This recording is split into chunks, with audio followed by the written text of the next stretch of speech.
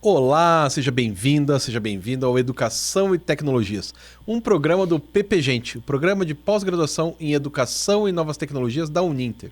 E, como você deve saber, toda semana eu trago alguém legal, divertido, interessante, bacana, para falar sobre tecnologia e educação ou qualquer coisa que esteja no meio disso aí. E hoje estamos aqui com Clóvis Teixeira Filho, e é muito bom saber o nome dele porque ele está com o livro em cima da mesa, eu posso ler o livro, mas a gente já fala do livro daqui a pouco. Tudo bom, Clóvis? Tudo bem, Rodrigo? Um prazer estar aqui contigo. Obrigado pelo convite. E é sempre legal, né? A gente conversar sobre essas intersecções da educação. Até agora a gente estava conversando sobre o STAR, né? Que é o estacionamento regulamentado de Curitiba, que tem que colocar, que senão multam você rapidamente. Correndo ali para fazer isso. Isso, e tal. Porque as pessoas multam muito rapidamente. Não adianta, né? A vida prática, ela... Piscou, multou. A tecnologia, ela é malvada também. Diz que ela veio para resolver um monte de problema que a gente não tinha, né, isso, Rodrigo? É isso, exatamente. Mas assim, ó, esse programa, a ideia não é ficar falando tanto dos problemas do trânsito curitibano, mas mais sobre você. E o grande esquema é o seguinte: todo mundo que chega aqui já é um cara top, uma pessoa que já é top. Então, você é doutor pela USP, mestre aqui pela Federal e tal. Mas você não nasceu assim, né, bicho? Não, pelo contrário, né? Tem uma caminhada aí, né, então, Rodrigo? E as pessoas, nossos alunos em geral, eles acham que a gente nasceu pronto. E a gente não nasceu pronto. A gente tomou um monte de bordoada nessa vida. Então, a primeira pergunta que eu sempre faço é o seguinte: você estava lá no ensino médio, como todos nós, e como é que você chegou até aqui? E aí, o que aconteceu? E daí? O que deu errado, né? Se você chegou até aqui, o que deu errado? Por que você não tá milionário? É isso. Por que você não virou jogador de futebol? Ficou rico? E com uma publicidade, né, já resolvesse a vida. Então, assim, quando eu estava ali no ensino médio e tal, eu acho que uma coisa que me marcou muito foi eu mudar muito de cidade enquanto era criança. Seu pai era militar, alguma coisa assim? Meu pai era promotor de justiça, então aquela coisa de começar no interior e depois vir para a capital e tal. Mas eu era muito novo, então eu nasci em Curitiba praticamente e já fui para o interior, bebê, né? Sim. Obviamente não lembro, mas passei por cidades como Tomazina, Telemaco Borba, Maringá, Guarapuava e tal. A última acho que foi Maringá, e aí eu já voltei para cá, eu tinha uns 8, 9 anos de idade. Mas as últimas aí eu já lembro um pouco melhor, já marcou a minha infância e tal. Mas essa questão de mudar muito de cidade, né, de ter novos ambientes escolares, inclusive, né, e de formação educacional diversa, acho que isso possibilitou já o primeiro contato com diversidade, né, em todos os sentidos assim, mas principalmente nesse aspecto cultural. Sim. Mesmo sendo no interior do Paraná, né, sendo diferente. o mesmo estado, né, são regiões completamente diferentes. Né? E aí, quando eu voltei para Curitiba, eu lembro aquele frio ainda, né, de Curitiba na época, muitos anos atrás. Não era como hoje, que a gente ainda tem os lapsos de calor, assim. Não, na época, eu só lembro de eu indo pra escola a pé e o bueiro saindo fumaça de tanto frio. Cara. Não, e as aulas começavam muito cedo, 7h10 começava a aula. Eu lembro, assim, e era uma época que se fumava muito, né, no carro e tal. Eu lembro que o meu pai levava a gente fumando no carro, não tinha essa coisa eu ia a pé, cara. De proibido e tal. E depois, né, um pouco maior, já voltava de ônibus, né, aquela... que o meu era relativamente perto, ficava a 800 metros da minha casa. Então pertinho. Não, acho que 1 quilômetro, sei lá. Mas a gente ia a pé, e se fosse de carro, era um bullying. Sim. Se você fosse de carro, era bullying. Era o filhinho do papai. Era o filhinho do papai, está ferrado. Então você tinha que ir a pé. Só podia de carro na chuva. E chovia mais do que... mas daí tem uma ótima história, né? Porque na época o carro era álcool, né? Tô falando de 85. Pra ligar, sim. O afogador. Isso, e a saída da minha casa era uma rampa. Então, meu pai acordava, porque quando tava... Dia sem chuva, a gente ia, meu pai nem acordava, continuava dormindo. Mas ele acordava, ligava o carro, de pijama, voltava, tomava café, colocava a roupa, e daí ele chamava a gente e ainda ficava pro golzinho sair da garagem. Pra conseguir pegar no tranco. Pra conseguir sair da garagem. Bem isso. E quando não tinha, quando tava muito frio, que a gente jogava água quente no carro, né, pra dar uma amenizada assim, com a temperatura. Mas, enfim, são coisas do nosso tempo. E aí essa diversidade me fez, assim, já gostar muito da área de humanas, obviamente. Claro. Então, acho que eu sempre falo assim, como que eu escolhi o caminho? Acho que primeiro eu escolhi o que eu não queria fazer.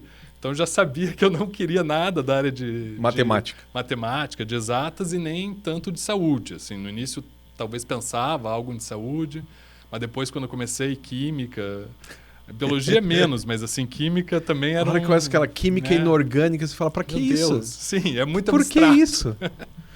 Pra gente, então não chega. E aí eu comecei a me profissionalizar em algo que eu gostava muito, que era um hobby, que era na dança de salão. Então, isso acabou me levando para comunicação, porque a dança para mim era uma forma de expressão, de comunicação.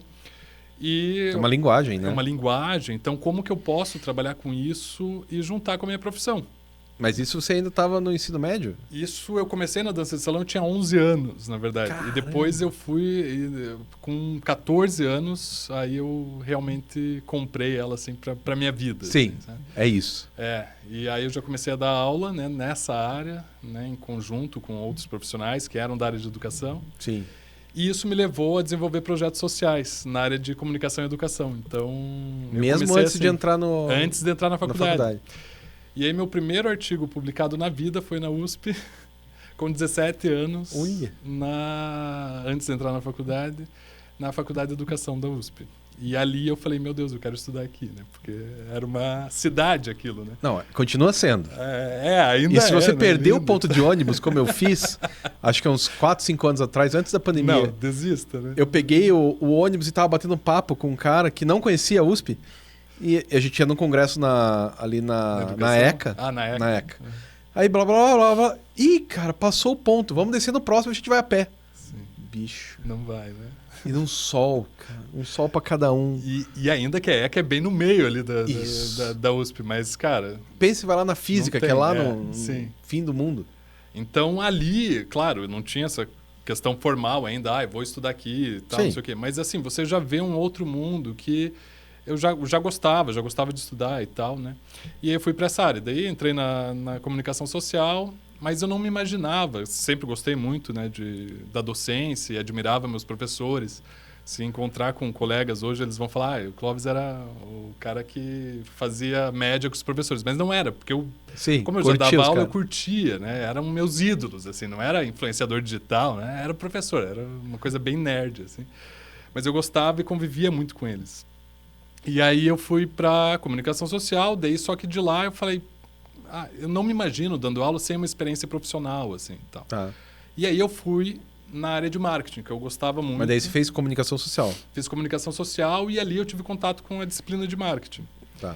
Eu falei, acho que é uma coisa bacana, porque ainda mantém esse aspecto da comunicação, tem a questão artística que eu posso usar, mas tem o outro lado, que é mais da administração, do prático, do resultado. Sim.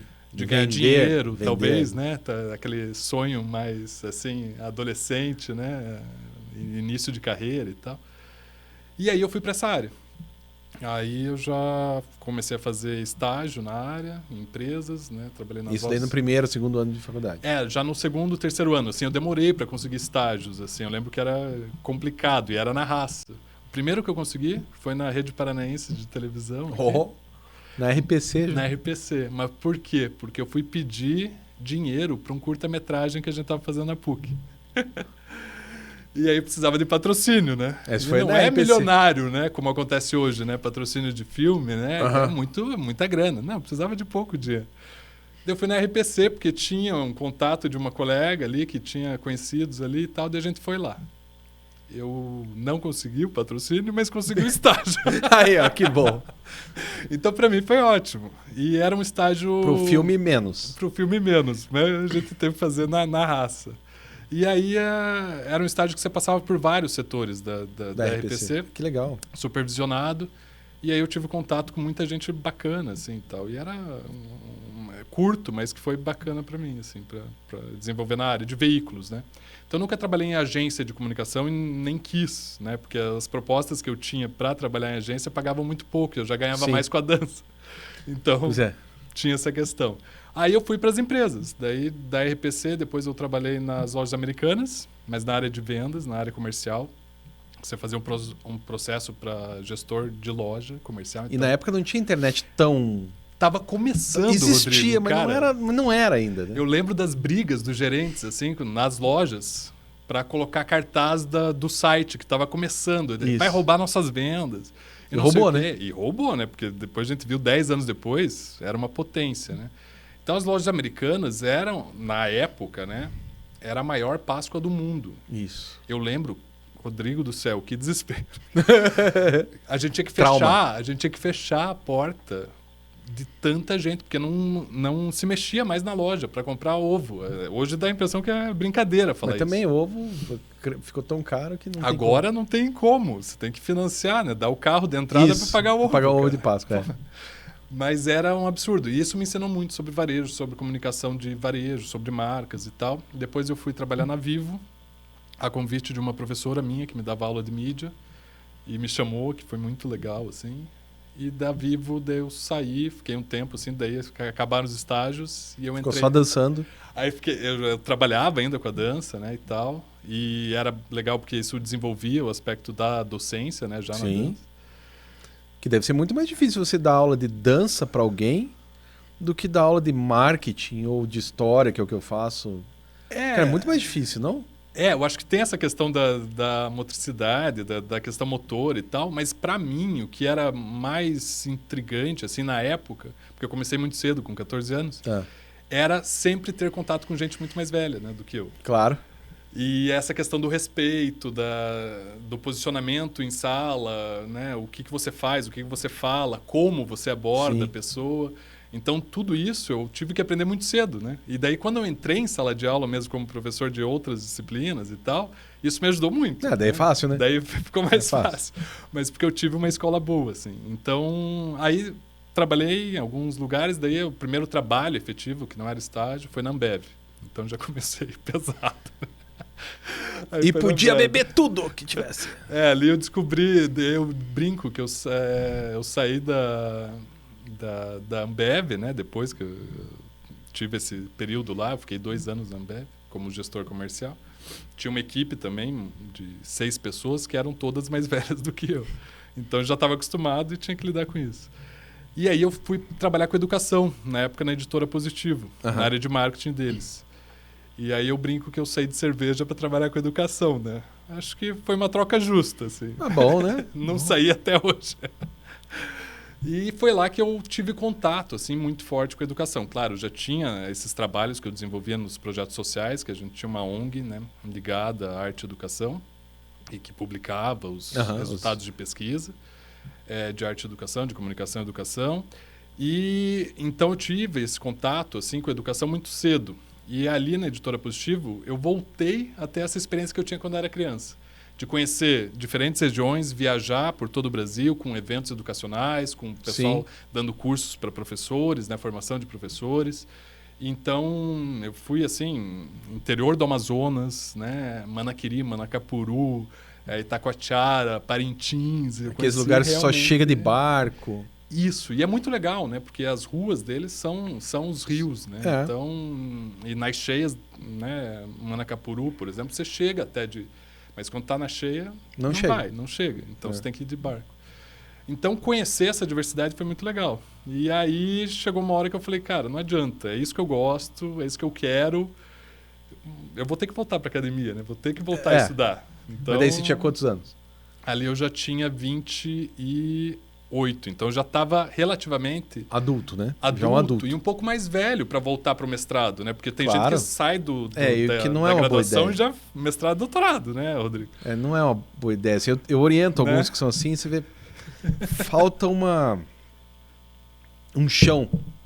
Falta o chão quando o cara só estuda, falta um chão de levar a lambada do chefe, de ter que bater meta... Sim. E daí a pessoa acha que o mundo é muito abstrato quando você só está estudando.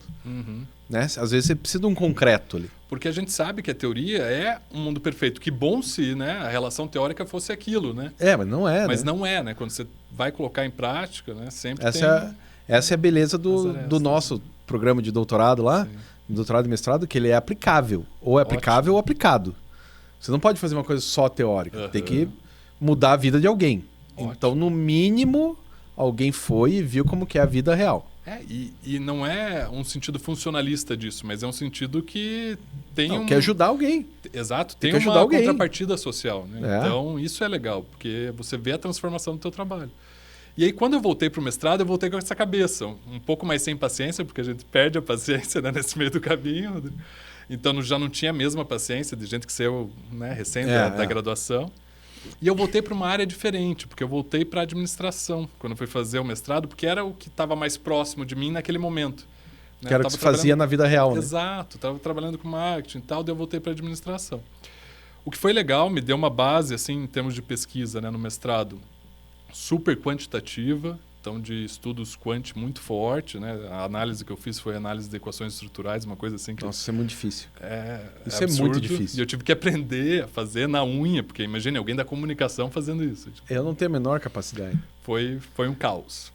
Eu me lembro que quando eu fiz mestrado, teve uma disciplina, coitado, nem vou falar o nome do professor, que ele teve uma boa vontade. Não, ele teve a boa vontade, era super legal. Mas eram 4 alunos, 2 que vinham da área de humanas, eu de história, a outra menina, eu acho que ela era da geografia, e 2 da informática, da UFPR. E os 2 de informática, ciência da computação. E daí o cara passou um software pra gente. Aí pra mim e pra outra menina ficou muito difícil. Sim. E pros 2 muito fácil. Tava tranquilo. Ele conseguiu desagradar todo mundo. Ao mesmo tempo. Pra nós ficou impossível porque era muito difícil. E pros outros 2 ficou tão fácil que não tinha a menor graça. Que não via desafio nenhum. Nenhum. E é muito difícil. Você lidar com esse negócio de eu tenho que aprender do zero. Sim. Nossa, é muito difícil. Não, eu lembro até hoje de algumas aulas, né? Porque é normal também na parte teórica você ficar meio perdido, né? Sim, eu digo que faz parte do jogo, né? a gente sai com a bunda doendo de tanto ficar sentado e tentar estudar. Tem coisas em português que parece que está em outra língua. Isso. No mestrado, 90% em administração é em inglês, então você acaba tendo contato muito forte com a língua. E tem aulas que você sai assim e fala, meu Deus, eu não entendi metade, mas eu entendi alguma coisa. Você vai lá, né? E esse eu acho que é o desafio e o crescimento do mestrado, assim, porque é pouco tempo para muita coisa. Mas nessas aulas é aquela historinha do uísque sachê, né? Que você fica se sentindo gato, assim, uísque sachê. Tipo, só quero saber da comida, assim, sabe? Então, tem alguns momentos que você não entendia nada e tal. E esse trabalho prático aí, voltando, né, questões práticas, quando você vai ter que aplicar isso e você já tem os dados na mão e tem que fazer, você aprende muito. E eu voltei a sentar com o professor e falei, cara, me ajuda, né, e tal. E eu lembro que eu ia para a biblioteca da PUC, que foi onde eu estudei a graduação, porque era um pouquinho mais calmo que ali da Federal e menos gelado. Gelado. E aí eu ia lá fazer a parte do software, né, enfim, toda a análise estatística. Sabe que agora eu lembrei que quando eu estudei na UTFPR, meu mestrado, existia uma biblioteca só do mestrado. Ótimo. Que durou 4 anos. E nesse período eu passei 2 lá. Então eu tinha aula de manhã, das 8 ao meio-dia, almoçava e passava a tarde inteira, porque eu trabalhava na UPET, que é do lado da UTFPR. Sim, aí eu passava a tarde inteira estudando. Só eu na biblioteca. E conhecia todo mundo da biblioteca, né? Não, todo mundo era só uma mulher. Que o primeiro dia que eu cheguei, isso era 2008. Falei, você tem o Wi-Fi aqui dela? É lá no U. Eu, não, Wi-Fi, internet. Não. Ela não fazia ideia do que estava acontecendo. É isso. Em 2008, não é tão antigo. Já estava rolando as coisas, né? Porque aí, o computador chegou na nossa vida nos anos 90. Pois é, e ela não sabia ainda o que estava acontecendo.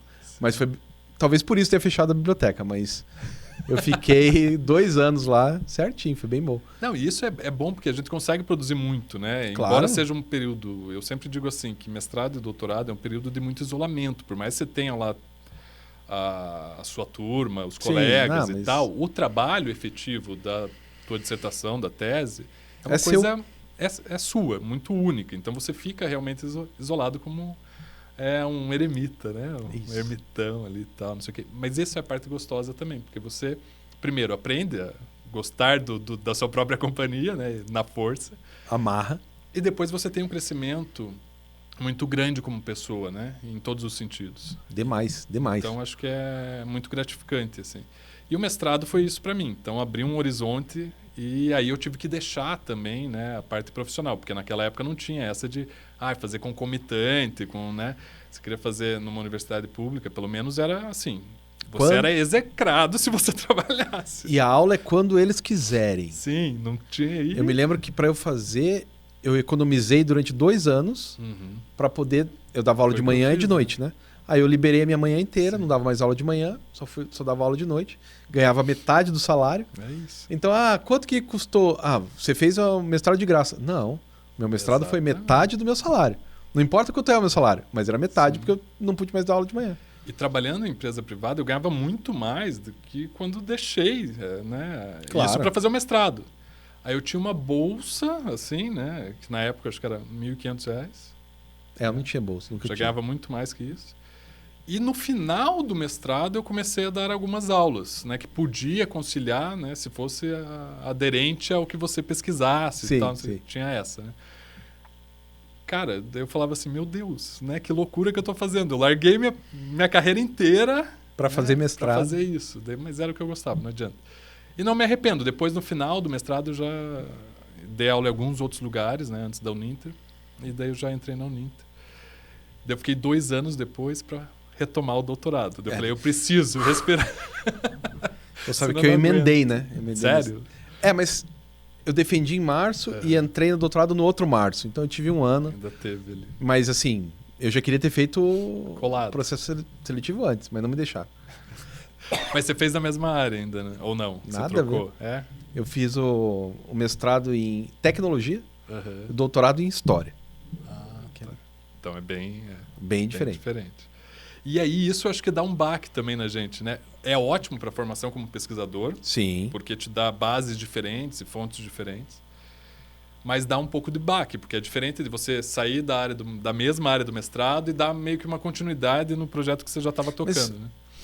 Eu dei alguma continuidade porque eu só estudei história em quadrinhos, né? Nos dois. Mas eu não aguentava mais estudar a mesma história no outro. Daí você tem que trocar. Não dá. Alguma coisa tem que trocar, né? Minha mãe que dizia que era para escolher um tema que você não gostasse para mestrado e doutorado. Porque senão você passa a odiá-lo. É isso. Eu falo a mesma coisa. Você tem que gostar, mas você não pode amar. Porque se você amar... Você passa a odiar, né? Não, e também você acaba ficando refém. Não, tem um caso muito legal de um camarada que até veio aqui uma vez. E ele fez sobre o Zé do Caixão. Que legal. Aí, só que não o Zé do Caixão, e sim o... Ai, caramba, o cara que escrevia, o redator, mas não é redator. Enfim, o Luquete, que era o cara que escrevia os programas do Zé do Caixão na Bandeirantes. Aí, o velhinho, o cara tava com 90 anos já, contando, ele entrevistou o velhinho. E o velhinho falou, não, porque uma vez a gente tava lá na Band e a gente fez um programa, aí tinha umas pessoas comendo carne crua. No outro dia, em São Paulo inteira, ninguém comprou carne. Ninguém comeu carne, em São Paulo inteira. Legal, bonitinho ver o velhinho falar isso. Empolgado. Só que daí o cara escreve isso na tese. Ele escreve isso na dissertação, era mestrado. Escreve isso, então no outro dia ninguém em São Paulo comeu. Não dá. Não, né? Você não pode ser apaixonado desse jeito. Tipo, o cara se apaixonou pelo velhinho, porque o velhinho realmente era demais. Roteirista genial, né? Genial! O cara foi o cara que mais escreveu livros no mundo. Meu Deus. R.F. Luquete, pode procurar depois, com C-C-H-E-T-T-I, Luquete. O cara escrevia 2 livros por dia, aqueles livrinhos de bolso, sabe? Que existiam antes. Ele ia escrevendo. Produzia muito, né, cara? Mas é isso, tem que ter um certo distanciamento, porque né? Senão você faz essa coisa de acreditar no velhinho. É isso. E contar como se a história realmente, né? Daí perde um pouco... Perde a crítica, né? Da parte científica do trabalho, né? Que é o nosso esquema. E aí depois eu voltei para o doutorado. E aí sim, daí eu voltei para a comunicação, né? Daí eu falei, não, deixa eu voltar, né? Aqui que eu perdi algo no meio do caminho. Vamos voltar. Porque a administração foi muito legal, me deu muita base técnica, assim, né? E de pesquisa mesmo. Mas eu me sentia dentro de uma caixa, assim, né? E daí, voltando para a comunicação, acho que foi bacana. E aí, estudando comunicação e consumo. Então, de certa forma, a base... Mas fez na ECA? Fiz na ECA. Que legal. Comunicação e consumo. Eles têm uma linha, né, de processos comunicacionais e dentro dessa linha comunicação e consumo é bem forte, assim. Que massa. Na ECA. E aí foi interessante, né? Tive contato com a Clotilde Pérez, né? Que foi minha orientadora, mas o Eneus Trindade e tal, que é essa galera que toca, assim, um pouco mais dessa linha. E conhecer outros pesquisadores nessa área, né? Então, consegui conciliar a parte do marketing que eu trazia ali, né? E com a pesquisa. E com o que você fazia na Uninter de alguma maneira, né? Sim. E a Uninter me ajudou muito na escolha do tema. Porque eu fiquei assim, o que eu vou escrever, cara? Porque eu saí de uma coisa, né, super quantitativa, certinha, técnica e tal. O que eu vou apresentar na USP? Até fui sem expectativa nenhuma, né, Rodrigo? De passar. Tipo, não vou passar, mas vamos lá. Não vou passar.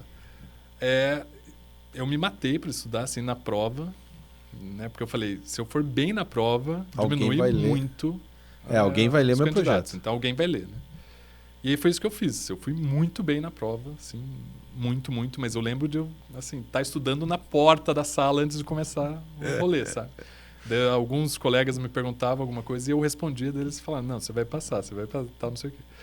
E na época, caiu Stuart Hall. Opa! Né? Então, representações que você trabalha muito bem e tal, sabe muito. E eu lembro que caiu Stuart Hall com... texto sobre mediações, né? Do Martim Barbeiro. Do Martim Barbeiro. Que eu passo para meus alunos também. E um pouco sobre mediatização, que estava começando naquela época. Ainda não era tão aprofundado, mas faziam as relações lá. Que ano que era isso? Isso era 2018, 2017. A prova foi 17, eu entrei em 2018. Não, você fez para a prova, então era 17 e tal. E então tinha um pouco desse intermédio. Coisas que me ajudaram muito. E são pesquisadores que são muito práticos. Uhum. Né? Stuart Hall foi falar de representação, foi falar sobre negritude, foi falar sobre racismo. Sobre o local, né? Que eu acho que é uma ideia genial dele. Né? Então, e coisas que ele viveu, porque ele era, né, um imigrante. Sim, então, não sei se é argelino, enfim. Acho que é argelino. Mas ele viveu isso na pele. E eu lembro que ele teve esse contato quando ele falou assim, quando eu ouvi a minha mãe falar aquela gente, não sei o quê, mas a gente é aquela gente também, porque a gente também é imigrante e tal, não sei o quê. Então, e o Barbeiro falando do calafrio epistemológico, quando ele foi no cinema. Essa história é genial, eu conto para todos os meus alunos. Cara. Muito legal, né? É muito boa. Eu tô lá na minha torre de marfim. Exatamente. E os caras aqui chorando com esses filmes. Acho que a gente tá contando. Né? Que pensando bem, a gente tá conversando entre nós, mas tem pessoas que estão escutando. Então, basicamente, assim, o Martim Barbeiro, acho que eles tinham uma reunião, né? Uma coisa assim. Tipo um grupo de pesquisa, né? Não, eles tinham uma. E daí eles foram no cinema. Isso, porque eles tinham uma reunião às 2h mais 5. Acho que era isso. E daí tinha uma janela. Vamos no cinema. E daí tava passando um filme desses, uma novela mexicana horrorosa. Tipo, Rodrigo Otávio, sim. E você? E os caras começaram a rir, né? É isso. E as pessoas em volta começaram a ficar indignadas com eles. Do tipo, eu vou matar esses caras que estão rindo. E daí que ele teve um insight do tipo, eita, eu acho que eu tô rindo e o cara tá chorando. Eu tô perdendo alguma coisa aqui. A academia está perdendo uma coisa aqui. Daí ele vai estudar isso. Isso é genial. E é genial, né? E essa cultura, né? Como o latino assiste, isso, né? Um audiovisual é diferente de como o europeu vai assistir. Daí começa o estudo da recepção. Da recepção. Não é mais a produção, é da recepção. Exatamente. Então tem alguma coisa ali. Porque antes disso, né, Rodrigo? Enfim, né, pegando o gancho aqui já da tua fala, o que se estudava muito, né? A teoria crítica estudava muito a produção, a mensagem em si. Uhum. As entrelinhas da mensagem. As entrelinhas, que é muito legal, é bacana e tal. De uma forma crítica. A gente tem até hoje, né? Essa escola, tem a terceira geração de teoria crítica, que eu uso muito aqui no Axel Honneth. Nancy Fraser, enfim. E a gente vê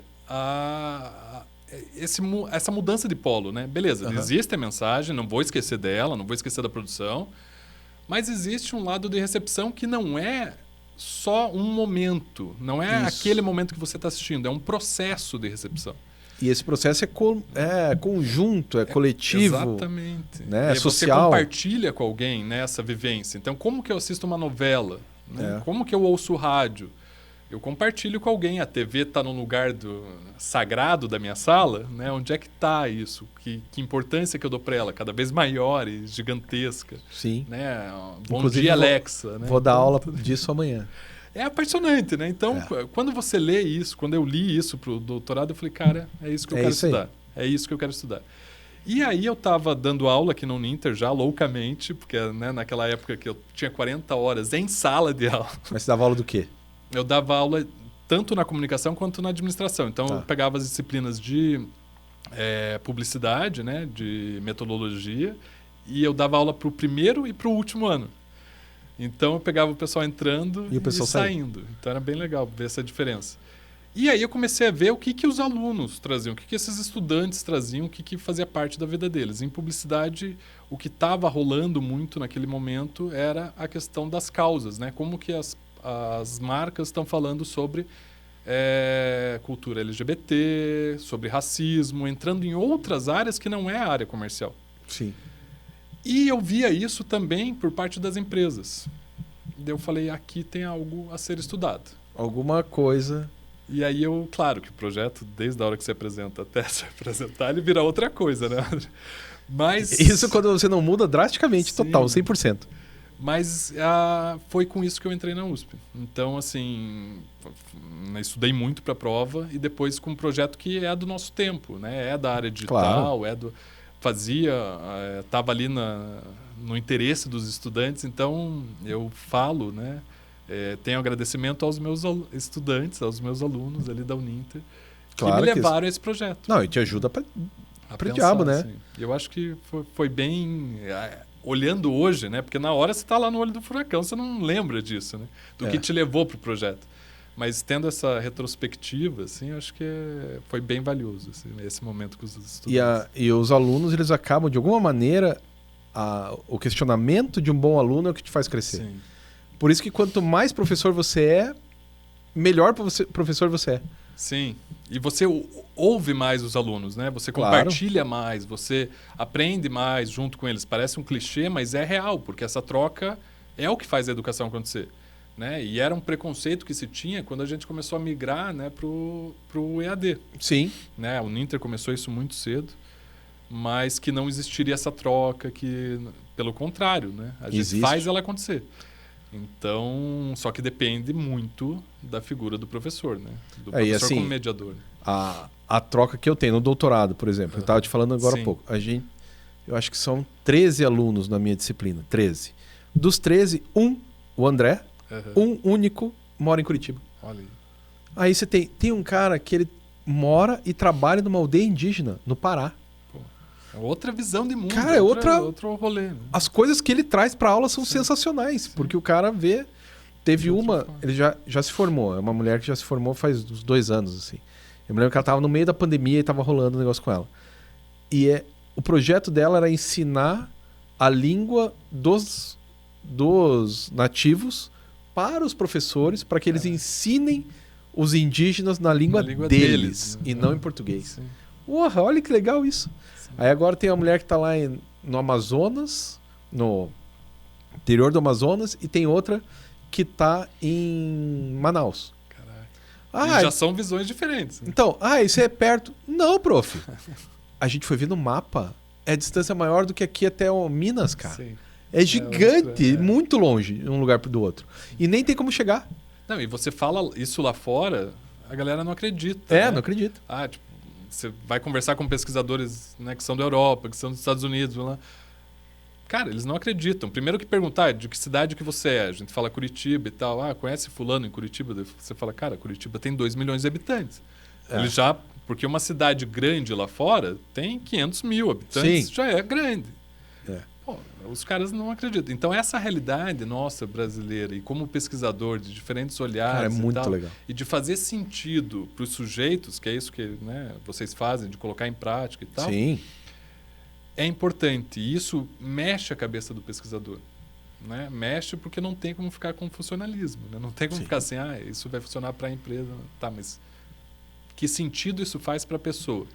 E a empresa, né, quando banca uma pesquisa ou quando faz um projeto comercial, ela tem que pensar isso também. Né? Que sentido isso faz para as pessoas? Porque a maioria dos erros que a gente vê é sobre isso. É sobre isso. Não fez o sentido ou fez um sentido equivocado, né, para uma certa comunidade. Então, isso é muito legal. É diferente. Assim. Aí, assim, tem 2 mulheres que moram em cidades diferentes, mas que são tão perto que é só atravessar uma rua. Literal isso. É literal. Uma das cidades é Princesa. que é no interior de Santa Catarina. A outra eu esqueci, mas é a cidade ao lado de Princesa. Cara, elas estão do lado do Uruguai. E os outros estão na ponta do Pará. Sim. Lá no Acre. Tem um aluno do Acre, tem um do Pará, 2 do Amazonas, 2 de Brasília, né? Não, uma de Goiás, uma de Brasília. Uma mulher também que está em Itajaí, que é aqui pertinho. E assim vai, cara. Pense isso. Pense que legal. É muito louco, né? E aí você falar pro pessoal de Manaus, você mora longe? Não. Ela vai falar, você mora longe. Lógico. Né? É o 6 e o 9 ali, é o mesmo ponto de vista. É a mesma coisa, né? É muito bacana. A gente se diverte com isso. E você conseguir reunir isso numa comunidade, né, de estudantes de educação faz a diferença, porque depois isso vai impactar a formação de professores, claro, o uso de tecnologias, né? Porque por mais que você tenha affordances, né? Ou seja, qual que é a intenção da própria tecnologia, né? Com o seu design de uma usabilidade... Mas não é assim que ela funciona. Cara, não é. Vai ser modificada pelo usuário, né? O usuário ele vai interagir, por isso que a gente tenta chamar de interagentes e tal, não sei o quê. Então tem um trabalho humano muito grande, né? Mesmo que a gente fale de IA generativa, sim, a gente assim tem um trabalho humano e de atores que estão envolvidos ali, que não humanos e não humanos, que vão mudar isso daí. Então é apaixonante. Não, é muito massa.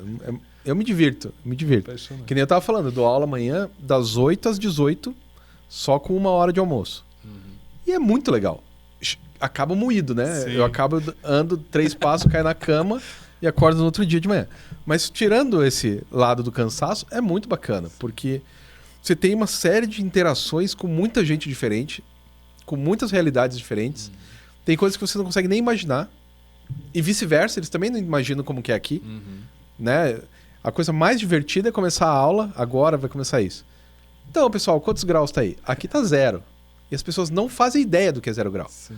Agora a gente vai ter uma semana que vão vir todos os alunos para cá, né? É semana de provação, né? Cara... Vocês deixam pro inverno isso. Isso. Pro inverno e depois pro verão no segundo semestre. Mas as pessoas, elas acham que o frio, o moletom vai dar conta. Não dá conta. Ainda mais o moletom comprado em Manaus. Sim. Não vai dar conta. É outro. Teve uma outra que ela se formou agora, semana passada. Tem que fazer um banco, né, de roupas, porque fazer a galera comprar para usar um dia é sacanagem. Pois é. Teve a... Como é que é o nome dela? Esqueci o nome dela. Ela acabou de se formar, acabou de virar doutora. Aí ela veio pra cá num congresso e tal, e ela falou assim pra mim, poxa, professor, mas a comida daqui é muito ruim. Tudo tem molho. Porque ela é do interior do... Roraima, talvez? Rondônia? Acho que do Roraima. Ela é do interior de Roraima e lá nada se come com molho. Ela achou tudo horrível. Ela falou, aqui é péssimo pra comer. E o uso de farinhas, né? O uso de... tem a farinha específica, tem a farofa não sei das quantas. Que eles sabem usar e a gente não sabe. Sim, e a base ou de peixe de rio, peixe de mar é totalmente diferente. E o que se bebe junto, né? Tudo. Cara, é muito diferente. É muito legal. Dá pra se divertir. Mas vamos voltar aqui. Sim, vamos lá. Aí tá, daí você acabou o seu doutorado, você tá dando aula do que na Uninter agora? Mais ou menos. Você é coordenador... Agora eu coordeno os cursos de pós-graduação em comunicação. Então, antes disso, eu estava dando aula de comunicação e cultura, né, basicamente. Então, era dentro da área. E também de marketing, que eu sempre continuei dando as aulas de marketing. E dentro desse escopo, quando eu voltei do doutorado, eu fiz 2 anos em São Paulo. Aí eu, com licença, né? Mas daí estava na pandemia, não? Então, eu comecei antes da pandemia. Quando eu retornei, depois desses 2 anos, aí começou a pandemia brava, assim. Aí eu retornei para cá e na coordenação dos cursos de pós-graduação, que não existia na época na Uninter. Então, era uma área nova, tinha 2 cursos só. E aí eu tive que começar. E agora tem 728 cursos. Agora tem 15 cursos. Então, assim, em 5 anos a gente, né, modificou bastante coisa. Está indo para 16 cursos. Ou que seja 16 cursos é muito tenso. E assim, eu não conheço nenhuma outra universidade que tenha 15 cursos de especialização em comunicação. Pois é.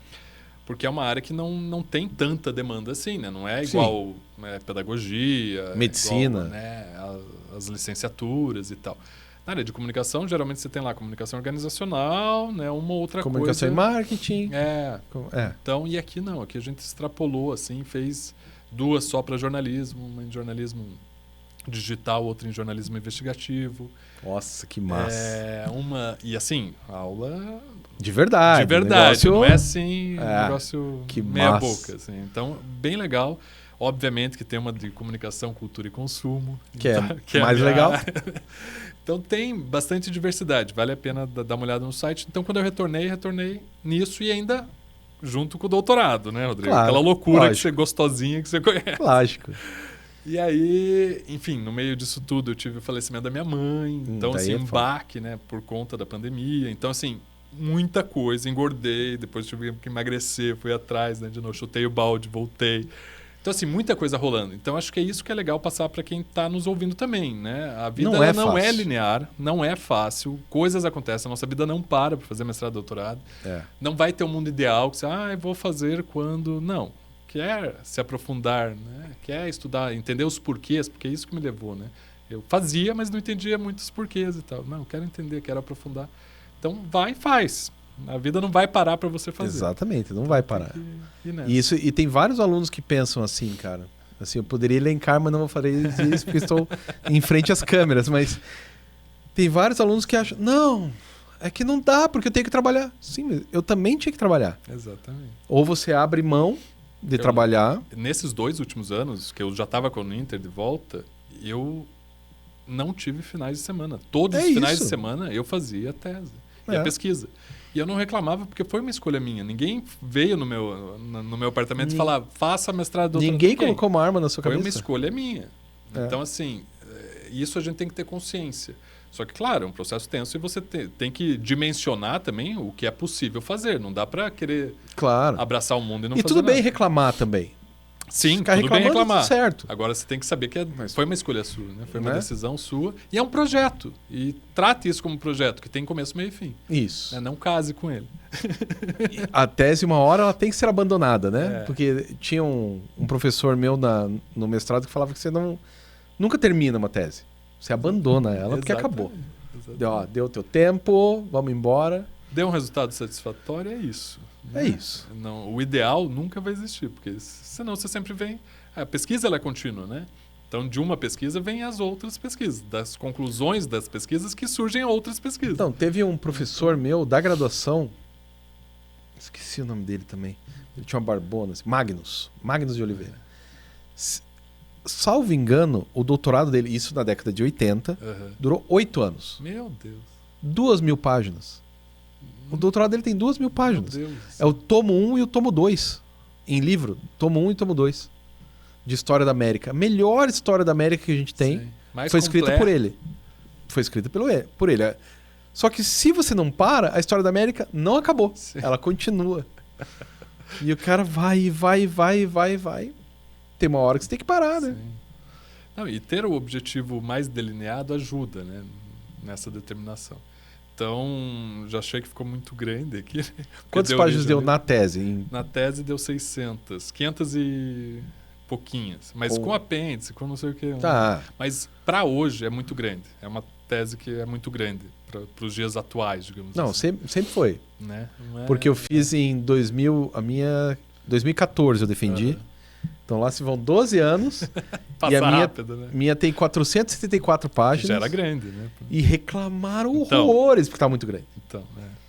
Então, passados 10 anos, acho que não ficou menor. Não, e reclamaram também, né? Com 500 páginas, assim, pô, vai... Quem que vai... Eu lembro do meu orientador falando, quem que vai ler isso aí? Daí eu falei assim, tá, mas... Não, aí eu respondi, a banca vai ler. Sim, como castigo, né? Foi isso. Foi isso, né? Mas assim, claro que para apresentar você tem ali 10 minutos e tal, não sei o quê. Mas é algo que também, eu acho que faz parte do processo, né, Rodrigo? A gente síntese. Entender, sintetizar e tal. Para o livro ainda diminuiu um pouco, mas não consegui diminuir muito. E aí, para transformar em livro, claro, uma outra linguagem e tal, mas assim, não conseguia mais ficar muito tempo em cima disso. Ah, mas você mudou para o livro? Pouca coisa, mas eu mudei, né? Fiz a apresentação ali, as partes iniciais bem mais gostosinho para dar interesse pro livro. Sim. E tirei muita coisa dos anexos e apêndices, que para um pesquisador é muito legal, mas daí vai consultar a tese. Sim, Né? tá aqui o link. Para um leitor mais técnico, tem a parte de pesquisa que foi mantida, então de metodologia, que isso eu achei importante manter. Sim. Até para, quer replicar o método, quer não sei o quê, vai ter ali. Mas, e resultados que eu não mexi em nada, porque isso eu achava importante manter. E aí, quando você vai em congresso, apresenta e tal, tem as críticas, né, as análises e tal, então isso eu acabei acrescentando. Que legal. Né, e também uma parte mais crítica do que é ser pesquisador em comunicação, porque durante muitos anos, Rodrigo, em congresso e apresentação de artigos, se falou o que se devia fazer, né, com o digital e tal, porque eu fiz o estudo na área digital, no ambiente digital. Tem que fazer isso, tem que fazer. Mas chega uma hora, que isso eu coloco no livro, que a gente tem que parar de falar o que se tem que fazer e tem que começar a fazer. Né? E pesquisadores, eles adoram falar o que tem que fazer, mas na hora de fazer, dá trabalho, né? Opa! Então, assim, aí a galera adora falar o que tem.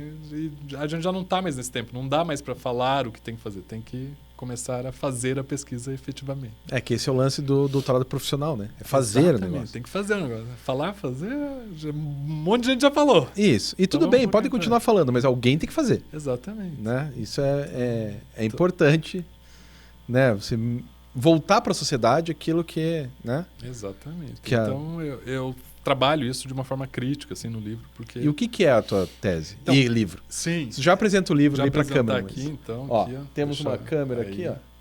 Fechado aí, ó, aqui. fechado. Então, o nome é Publicidade de Causa, que parte, né, da tese. Então, basicamente, eu fui estudar a interação entre jovens, né, e marcas por meio dessa publicidade de causa. O que é a publicidade de causa? Quando organizações com fins lucrativos fazem publicidade, né, divulgam seus, pode ser produtos ou a marca, né, própria marca, sobre demandas públicas de uma determinada comunidade. Então, vou falar, isso é muito vasto, né? Tipo a Dove fazia com as mulheres... Sobre corpos, né? Sobre diferentes corpos, representatividades diferentes.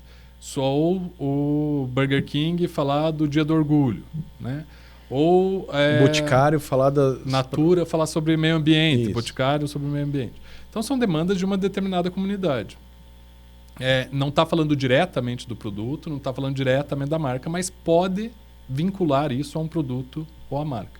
Então, a marca ela vai ter um retorno comercial disso. Sim. Ela não é ingênua. Muito do que se estudava sobre publicidade de causa era sobre a autenticidade da marca fazer isso ou não. E isso não é autêntico. Ela quer ganhar dinheiro mesmo. Isso está claro, mas isso ela, né, tá claro, porque ela é do segundo setor. A função dela, né? Eu acho muito engraçado quando fala, o propósito da marca propósito de uma marca é ganhar dinheiro. Ganhar dinheiro para os acionistas ou para os donos de uma marca. Isso tem que estar claro, porque se não estiver claro, a gente entra numa barreira ética e moral complicada. Sim. Legal isso. E não tem problema nenhum a marca fazer publicidade de causa, deixando claro isso, e estar aderente à estratégia de ESG dela. Ok, né? De ambiental, econômica e de governança dela. É interessante até que as marcas tenham algum benefício social. Sim. Mas o que me incomodava? Que as pesquisas iam para o consumidor para perceber se isso era autêntico ou não aos olhos do consumidor. Então ficava essa dicotomia só. A pesquisa só ia até aí. Sim ou não? E daí eu falava, não adianta. Tem algo mais aí. Por que a marca está fazendo isso e como que acontece esse processo de consumo? E o quanto que isso reverbera, né?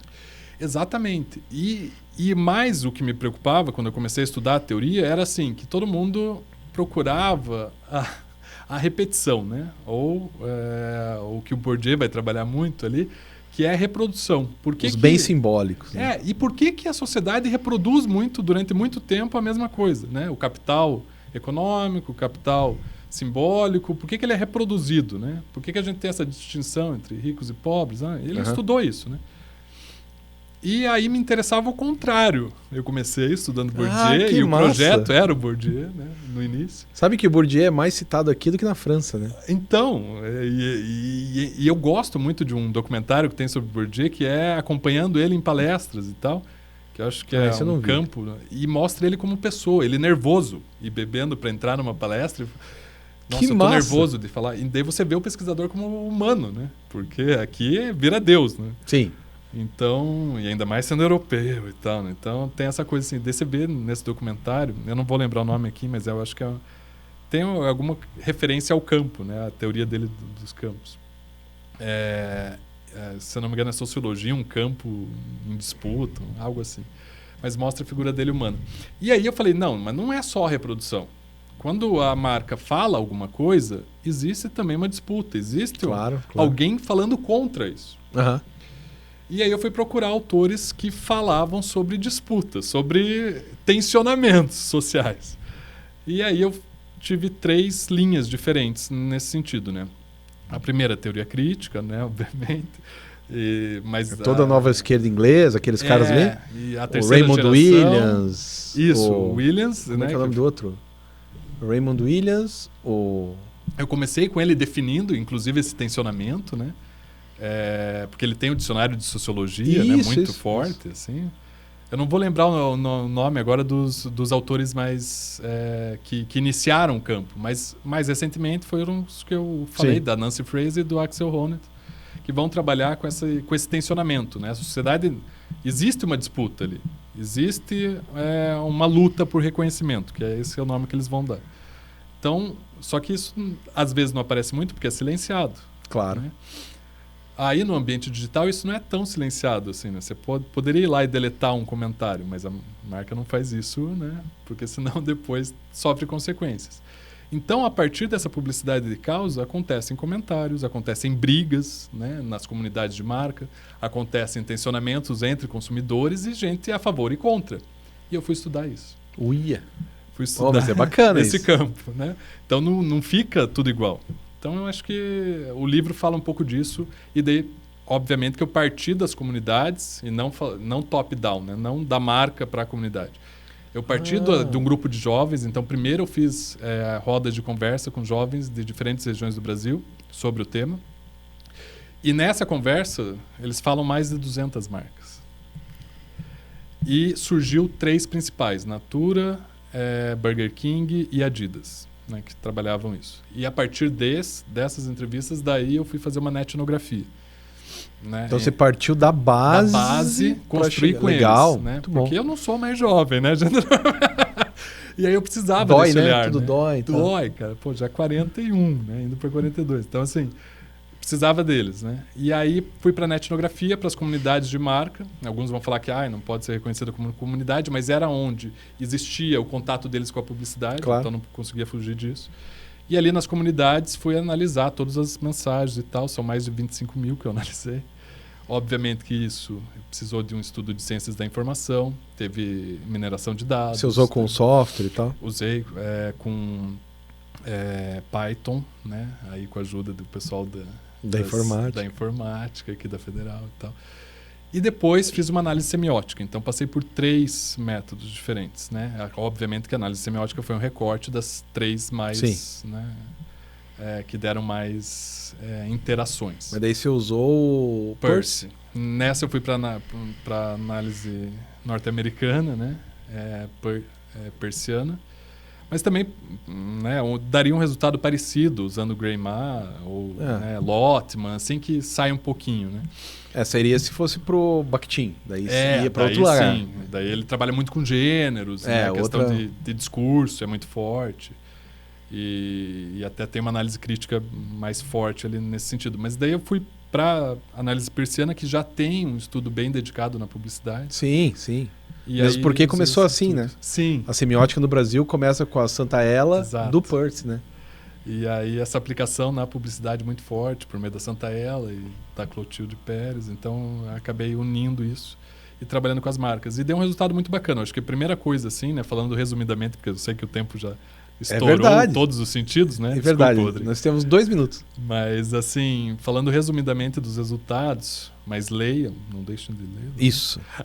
Mas, assim, resumidamente dos resultados, eu sei que É grande, mas vale a pena. Não, mas você não precisa ler inteiro. Não, vai por partes. Vai por Tá partes. separadinho aqui. É, lógico. No sumário fica fácil. Uma biblioteca não é pra você ler inteira. É pra É. você saber onde tá pra procurar. Eu sempre acho engraçado quando vão lá em casa, né? Monte de livro e tal, né? E espalhado, porque já não cabe mais tudo no escritório, daí eu deixo Sim. uma parte no quarto.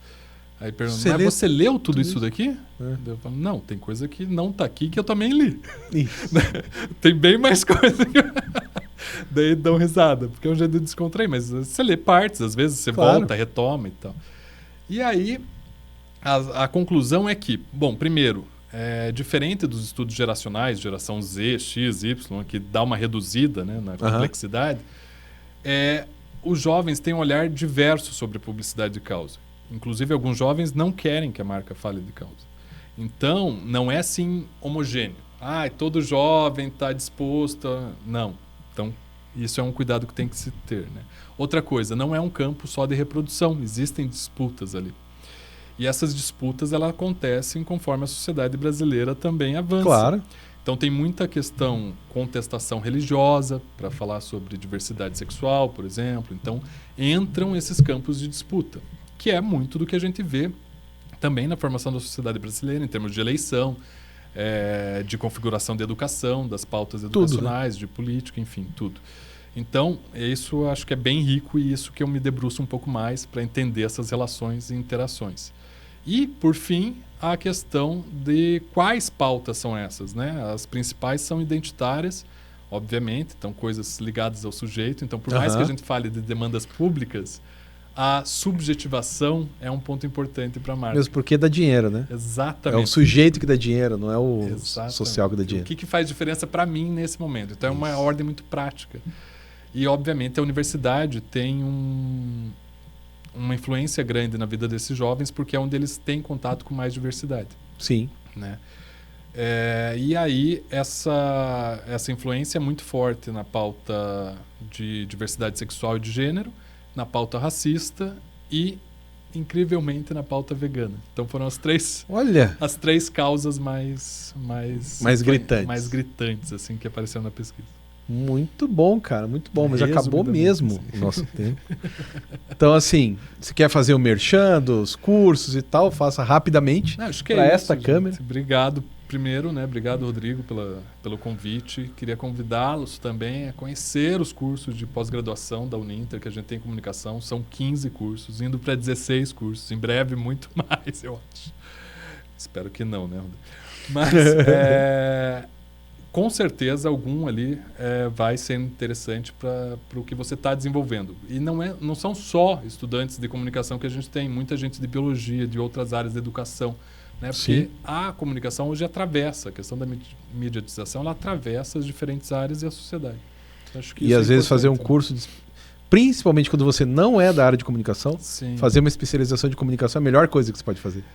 Porque... É como fazer filosofia, fazer história, coisa que todo mundo deveria saber. Exatamente. E assim, não são 4 anos que você vai passar ali, né? Em 6 meses você tem um conteúdo aprofundado. Isso. E bacana e pontual naquilo que você quer, né? E sobre o livro, ele está disponível nas plataformas. A Amazon, inclusive, fez promoção aí do livro. Meu, que bom. Super baixou o preço, então vale a pena para quem quiser conhecer.